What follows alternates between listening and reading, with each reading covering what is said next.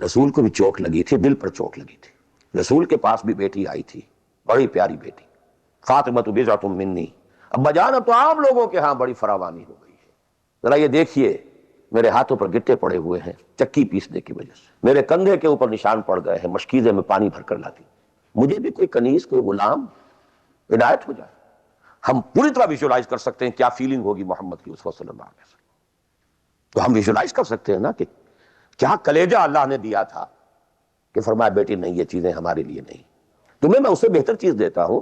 33 مرتبہ سبحان اللہ، 33 مرتبہ الحمدللہ، 33 مرتبہ اللہ اکبر ہر نماز کے بعد کہہ لیا کرو، یہ کہیں زیادہ بڑی قیمتی ہے۔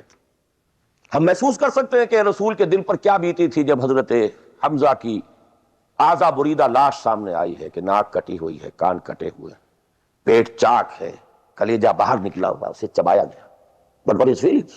اور کیا پہاڑ جیسا دل اللہ نے دیا تھا، کیسے جبر کیا ہے، کیسے صبر کیا ہے۔ اگرچہ ایک وقت میں آ کر بات ظاہر ہو گئی جب مدینے میں واپس پہنچے ہیں اور انصار کے گھروں سے عورتوں کے بین کرنے کی، ماتم کرنے کی آوازیں آئیں تو الفاظ نکل گئے، اما حمزہ تو فلا بواکی لہو، ہائے حمزہ کے لیے تو کوئی رونے والی بھی نہیں۔